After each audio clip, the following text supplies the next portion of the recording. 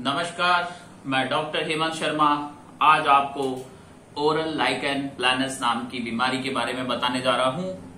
पहले इस वीडियो के माध्यम से हम जानेंगे इसके क्या सिम्टम्स होते हैं, ये बीमारी किनको होती है, इसके क्या कारण हैं और इस बीमारी का कैसे पहचाने, हम डायग्नोज कैसे करें और उपचार कैसे करें, ट्रीटमेंट कैसे करें।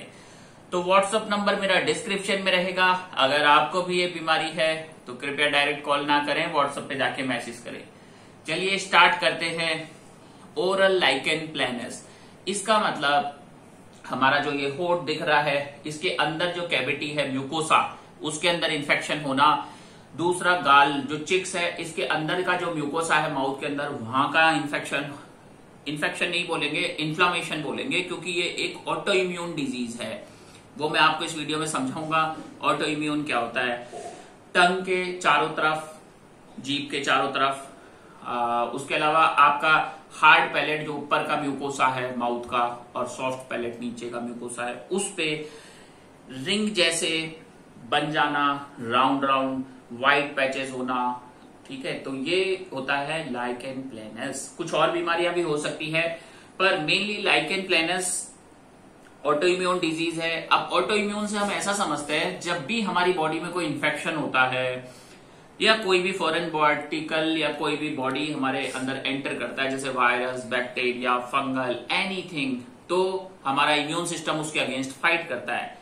पर यहाँ पे क्या होता है, नॉर्मल सेल्स को ही हमारा इम्यून सिस्टम किल करने लगता है, मारने लगता है।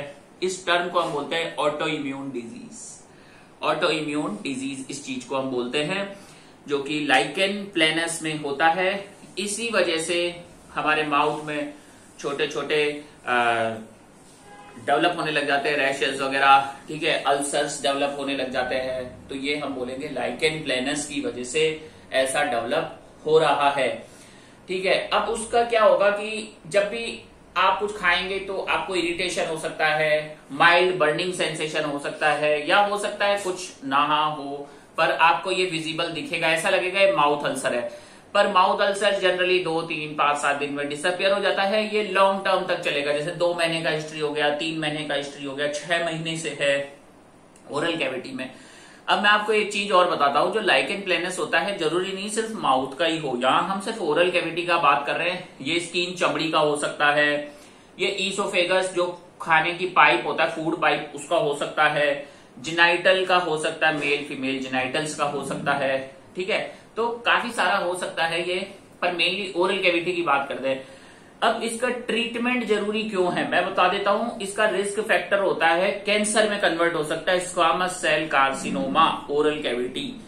ठीक है, तो इसलिए इसको ट्रीटमेंट लेना बहुत जरूरी है ताकि ये कैंसर में कन्वर्ट ना हो, ये इंपॉर्टेंट है। अब इसके कारण मैं बताता हूं, जैसे कि कारण इसमें बताते हैं फैमिली हिस्ट्री, मम्मी पापा, दादा दादी, नाना नानी, किसी को था, आपको भी आया, तो ये हेरिडिटरी। ठीक है, दूसरा इसका एक और कारण होता है लाइकेन प्लैनस का, जैसे आपने कोई दांतों का सर्जरी कराया है, या कोई एबनॉर्मल म्यूकोसा है, या आपका कोई हिस्ट्री है दवाइयों का, पेन किलर खाने का। जब भी पेशेंट आता है हम उससे पूछते हैं हिस्ट्री, आपने कोई दवाइयां तो नहीं खाई।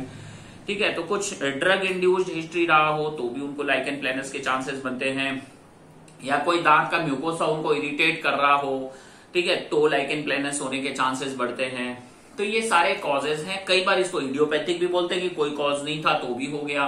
अब बात करते हैं इसको डायग्नोस कैसे करें। देखो, डायग्नोस ऑटो इम्यून डिजीज है, आप ESR कर सकते हैं, CRP कर सकते हैं, ठीक है, लीवर किडनी फंक्शंस कराने कराइए, नो प्रॉब्लम। उसके अलावा इसका कल्चर कर सकते हैं, और जहां पे ये लाइकेन प्लैनस का सोर जो है आपके माउथ में, उस पार्ट को, उस टुकड़े को लेके उसका बायोप्सी कराते हैं, जो कि एग्जैक्ट और गोल्ड स्टैंडर्ड इन्वेस्टिगेशन है। उससे ये पता चलेगा कि ओरल लाइकेन प्लैनस है।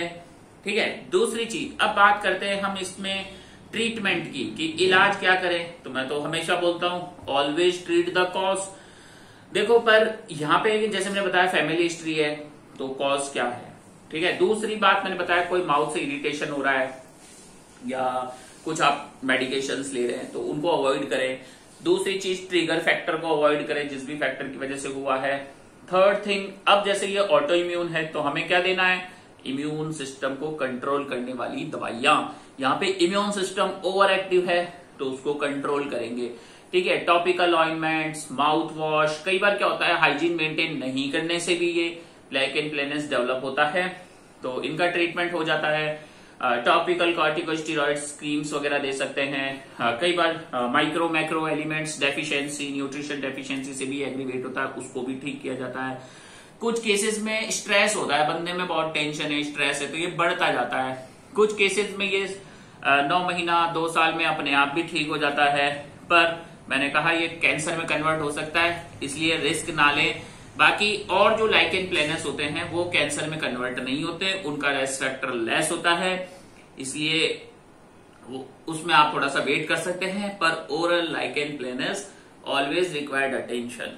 ठीक है, तो जब भी आपको लगे कि ऐसा है तो अपने नियर बाय डॉक्टर से कांटेक्ट कर लें अच्छे से, या फिर मैंने हेल्पलाइन नंबर दिया हुआ है उस पे जाके मैसेज कर सकते हैं। और मैं ये बताता हूं, अगर वीडियो आपको अच्छा लगा तो लाइक करें, चैनल पे नए हैं तो सब्सक्राइब करें। और एक चीज और कहना चाहूंगा, never ever do self medications. मैंने बताया ना कई बीमारियां दवाइयों से भी हो जाती है, ओवरडोजेस से, तो इसके लिए एक्सपर्ट की सलाह हमेशा ले, कंजूसी ना करें। लास्ट में थैंक यू, धन्यवाद। वीडियो अच्छा लगा लाइक करें, चैनल पे नए हैं सब्सक्राइब कर लें। Thank you.